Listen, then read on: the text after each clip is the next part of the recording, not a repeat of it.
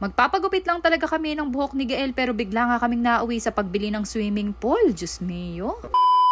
For today's vlog, kasama ko nga ang aking mga Jonakis at pupunta nga kami sa bayan para nga pagupitan ng buhok ni Gael. Medyo mahaba na nga rin kasi ito at medyo kumakapal na rin kaya kailangan na talaga ng trim. Mabilis nga lang din kaming nakarating sa bayan at alam niyo naman kung saan talaga kami nagpapagupit. Dito nga yan sa may Bebots Barbershop sa may gilid lang din ng Mercury Drugs. Pagkarating nga namin dito busy nga itong sila kuya dahil nga marami ang nagpapagupit. Pero dahil mabibilis nga silang kumilos dito kaya saglit lang din naman ang inantay namin. 70 pesos nga lang ang pagupit dito at pwede rin kayo magbayad through GCash. Nakaupo na nga rin si Gael dito at inuumpisahan na nga rin siyang gupitan. Alam kong marami na nga rin ang nakakakilala kay kuya dito at mga suki na rin. Kaya kung alam nyo nga ang pangalan niya, makicomment nga dito dahil nakalimutan ko na naman. Diyos mio.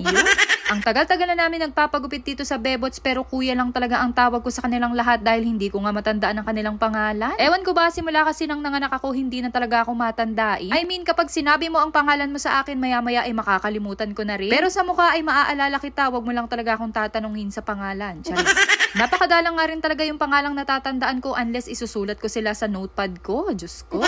Pero anyway, habang ginugupitan nga si Gael, eto kami ni Ate Carmela at waiting nga kami dito sa gilid. Sabi ko naman sa inyo, mabilis talaga ang kilos nila dito kaya eto at patapos na nga rin. Inahitan nga lang din siya at pagkatapos niyan ay tinanggalan na nga rin siya ng mga buhok-buhok na natira. Kaya dito ko nga rin talaga dinadala itong si Gael dahil mainipin talaga tong bata na ito at hindi talaga yan makakatagal sa upuan. Pagkatapos naman niyang gupitan, eto nga at may pagmasahe pa nga si kuya. Yan na talaga ang ginagawa ni kuya every time na may matatapos siyang isang kliyente. O diba, san ka pa? May pa extra service pa. Charot.